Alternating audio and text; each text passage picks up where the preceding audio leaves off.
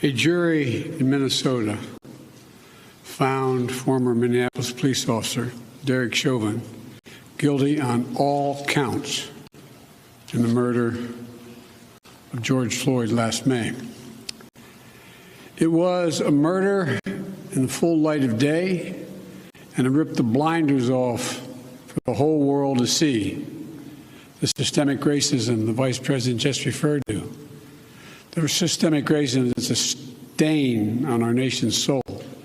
The knee on the neck of justice for Black Americans. Profound fear and trauma. The pain, the exhaustion that Black and brown Americans experience every single day. The murder of George Floyd launched a summer of protest we hadn't seen since the civil rights era in the 60s. Protests that unified people of every race and generation in peace and with purpose to say enough, enough, enough of this senseless killings. Today's verdict is a step forward. I just spoke with the governor of Minnesota, who thanked me for the close work with his team. And I also spoke with George Floyd's family again. A remarkable family of extraordinary courage. Nothing can ever bring their brother, their father back. But this can be a giant step forward in the march toward justice in America. Let's also be clear that such a verdict is also much too rare. For so many people, it seems like it took a unique and extraordinary convergence of factors. A brave young woman with a smartphone camera, a crowd that was traumatized witnesses, a murder that lasts almost 10 minutes in broad daylight for ultimately the whole world to see. Officers standing up and testifying against a fellow officer instead of just closing ranks, which should be commended. A jury who heard the evidence, carried out their civic duty in the midst of an extraordinary moment, under extraordinary pressure. For so many, it feels like it took all of that for the judicial system to deliver a just basic accountability. We saw how traumatic and exhausting just watching the trial was for so many people.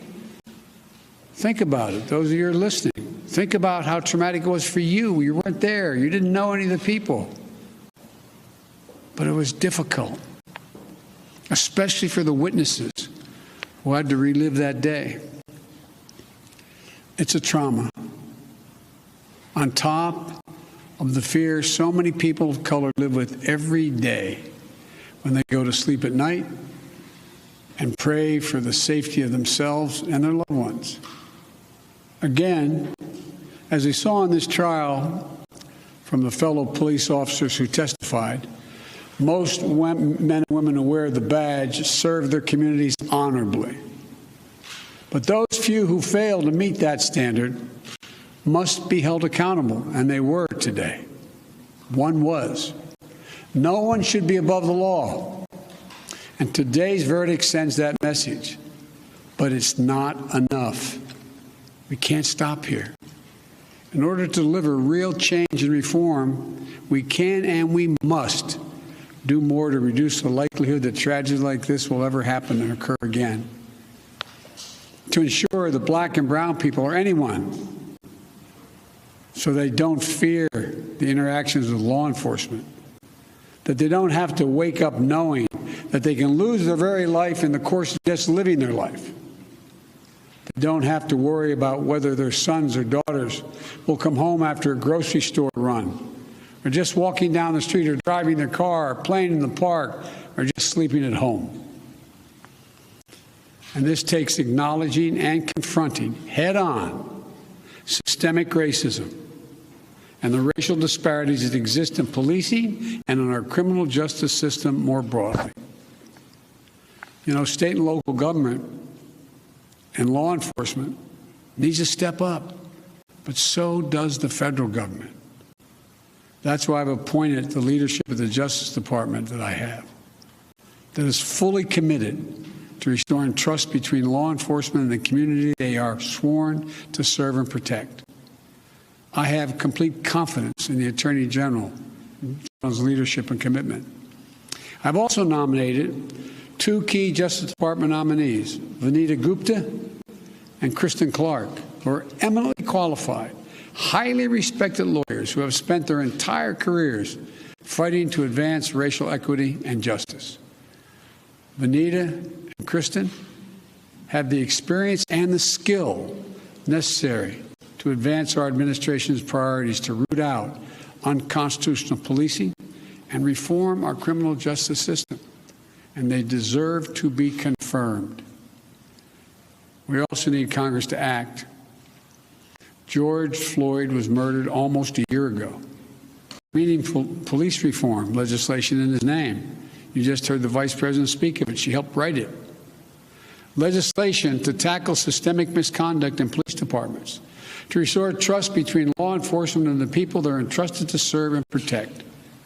But it shouldn't take a whole year to get this done. In my conversations with the Floyd family, I spoke to them again today, I assure them we're going to continue to fight for the passage of the George Floyd Justice and Policing Act so I can sign into law as quickly as possible. There's more to do. Finally, it's the work we do every day to change hearts and minds as well as laws and policies. That's the work we have to do. Only then will full justice and full equality be delivered to all Americans. And that's what I just discussed with the Floyd family. The guilty verdict does not bring back George. But through the family's pain, they're finding purpose. So George's legacy will not be just about his death, but about what we must do in his memory. I also spoke to Gianna, George's young daughter, again.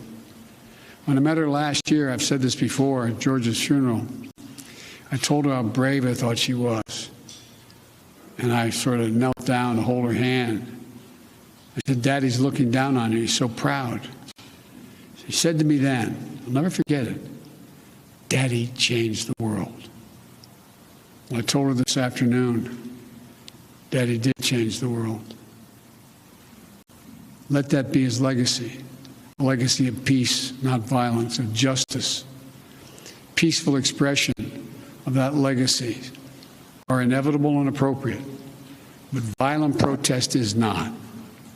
And there are those who will seek to exploit the raw emotions of the moment, agitators and extremists who have no interest in social justice, who seek to carry out violence, destroy property, fan the flames of hate and division, who do everything in their power to stop this country's march toward racial justice.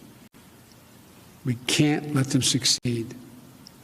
This is a time for this country to come together, to unite as Americans. There can never be any safe harbor for hate in America. I've said it many times. The battle for soul of this nation has been a constant push and pull for more than 240 years. A tug of war between the American ideal that we're all created equal and the harsh reality that racism has long torn us apart. At our best, the American ideal wins out. So we can't leave this moment or look away thinking our work is done. We have to look at it, we have to look as we did for those 9 minutes and 29 seconds. We have to listen. I can't breathe. I can't breathe. Those are George Floyd's last words. We can't let those words die with him. We have to keep hearing those words. We must not turn away. We can't turn away. We have a chance to begin to change the trajectory in this country. It's my hope and prayer that we live up to the legacy. May God bless you, but may God bless George Floyd and his family. Thank you for taking the time to be here. This can be a moment of significant change. Thank you. Hey, NBC News viewers, thanks for checking out our YouTube channel. Subscribe by clicking on that button down here and click on any of the videos over here to watch the latest interviews, show highlights, and digital exclusives. Thanks for watching.